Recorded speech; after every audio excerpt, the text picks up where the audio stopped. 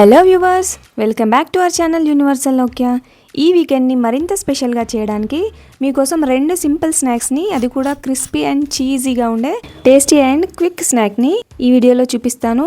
ఈ వీకెండ్ని ఎక్కువ time waste చేయకుండా సింపుల్గా చేసేసుకొని మీరు మీ ఫ్యామిలీతో ఎంజాయ్ చేసేయండి. ఇది పైన క్రంచీగా, లోపల చాలా సాఫ్ట్గా, చాలా టేస్టీగా ఉంటుంది. పిల్లలకి మాత్రం ఖచ్చితంగా నచ్చుతుంది. సో లేట్ చేయకుండా వీడియోలోకి వెళ్ళిపోదాం. మీరు రెండు రెసిపీస్ ఒకేసారి చేయాలనుకుంటే 7-8 పొటాటోస్ని బాయిల్ చేసుకోండి. ఒక్కటే చేయాలనుకుంటే 3 లేదా 4 పొటాటోస్ని బాయిల్ చేసుకొని పెట్టుకోండి.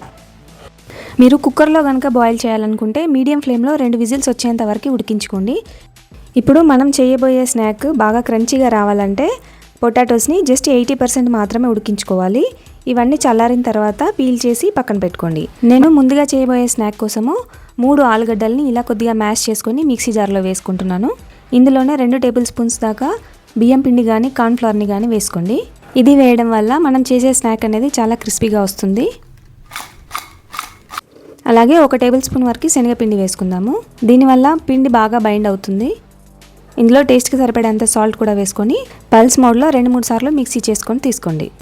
మన ఛానల్ని ఎవరైనా కొత్తగా చూస్తున్న వాళ్ళు ఉంటే ప్లీజ్ సబ్స్క్రైబ్ చేసుకొని వీడియోకి ఒక లైక్ చేయండి. అలాగే మీ ఫ్రెండ్స్ అండ్ ఫ్యామిలీ కూడా షేర్ చేయండి. ఇప్పుడు మనం మిక్సీ చేసుకున్నదంతా ఒక బౌల్లోకి తీసుకుందాము. ఇందులో సన్నగా కట్ చేసుకున్న పచ్చిమిర్చి, సన్నగా కట్ చేసుకున్న అల్లము, అలాగే సన్నగా కట్ చేసుకున్న ఉల్లిపాయలు వేసుకోండి. ఇందులో కొత్తిమీర, కరివేపాకు కూడా వేసుకోవచ్చు, కానీ నేనేమి వేయట్లేదు. చాలా సింపుల్గా చేస్తున్నాను. చూడండి, ఇదంతా కలిపేసుకున్న తర్వాత ఎంత బాగా బైండ్ అయిపోతుందో. ఇప్పుడు మనం దీన్ని బజ్జీలాగా వేసేసుకుందాము. స్టవ్ మీద ఆయిల్ పెట్టుకొని డీప్ ఫ్రైకి సరిపడేంత ఆయిల్ వేడైన తర్వాత పిండి చేతికి అంటుకోకుండా చేతిని కొద్దిగా తడి చేసుకొని ఇలా చిన్న చిన్న బజ్జీలాగా వేసుకోండి.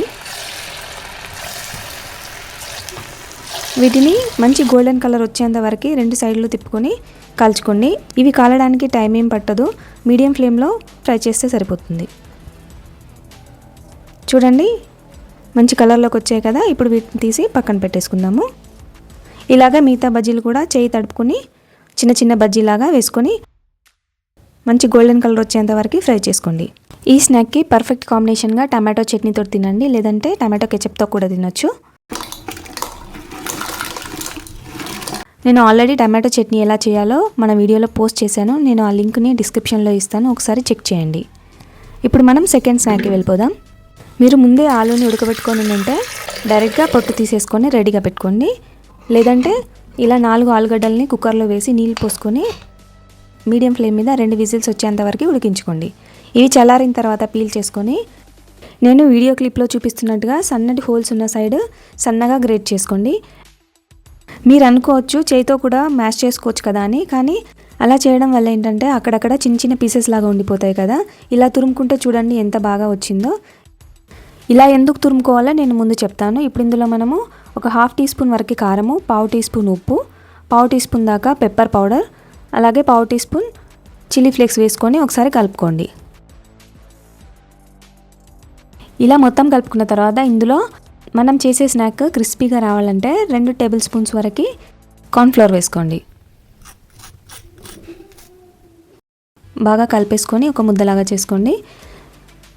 అలాగే చీజ్ని కూడా ఇలా చిన్న చిన్న క్యూబ్స్ లాగా కట్ చేసుకొని పెట్టుకోండి. మీరు ఎంత సైజ్ బాల్స్ చేయాలనుకుంటే అంత సైజులో చీజ్ని కట్ చేసుకొని పెట్టుకోండి. మనం ప్రిపేర్ చేసుకొని పెట్టుకున్న ఆలూలోంచి కొద్దిగా పోర్షన్ ఆలు తీసుకొని ఇలా చీజ్ని స్టఫ్ చేసి రౌండ్గా బాల్ లాగా చుట్టేసుకోండి. చీజ్ పీసెస్ బయటికి కనిపించకుండా ఉండాలి, ఎందుకంటే మనం ఆయిల్లో వేసినప్పుడు బయటికి లీక్ అయ్యే ఛాన్స్ ఉంటుంది. ఇలాగే అన్ని బాల్స్ని కూడా రెడీ చేసుకొని పెట్టుకోండి. ఇవి మీరు ఎప్పుడైనా తయారు చేసుకొని ఫ్రిడ్జ్లో పెట్టుకొని కూడా 1-2 డేస్ తర్వాత కూడా ఫ్రై చేసుకోవచ్చు.